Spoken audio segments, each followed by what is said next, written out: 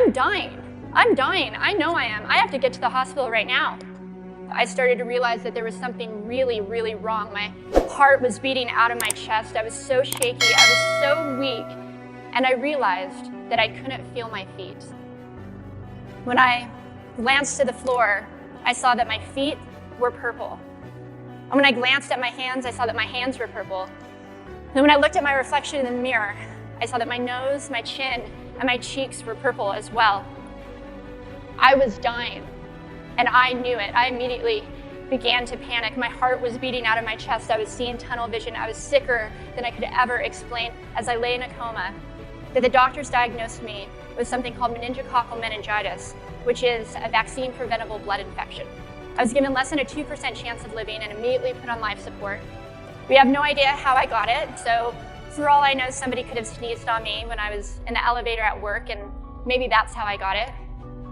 But due to this little microscopic bacteria, over the course of 2.5 months, I ended up losing my spleen, I lost my kidney function, I lost the hearing in my left ear, and due to the septic shock that my body went into, I ended up losing both of my legs below the knees.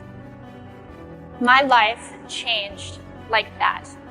I went from being a normal 19-year-old without a care in the world to now relying on machines, mechanics, and medical innovation in order to live and in order to even survive.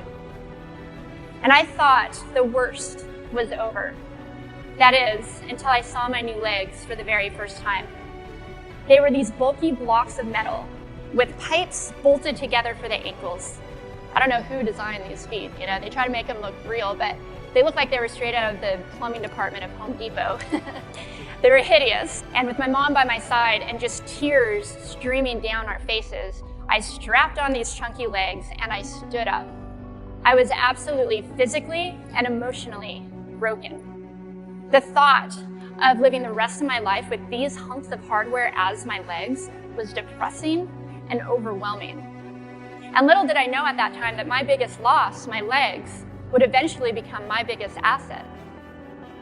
But I think as soon as I got so sick and tired of being sick and tired, I knew that in order to move forward with my life, I had to somehow learn how to let go of the old Amy and somehow learn to embrace the new Amy.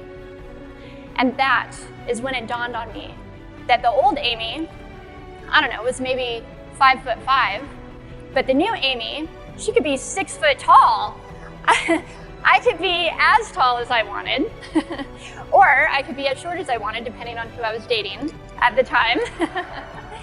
It was times like these that first prompted me to ask myself, if my life were a book, and I was the author of that book, how would I want this story to go?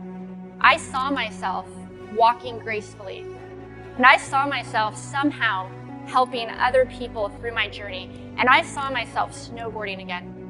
And I didn't just see myself carving down this mountain of powder, I visualized it so strongly that I could actually feel it. I could feel the wind against my face and the beat of my racing heart as if it was happening in that very moment. And that passion and that fire that I felt inside, that is when a new chapter of my life began.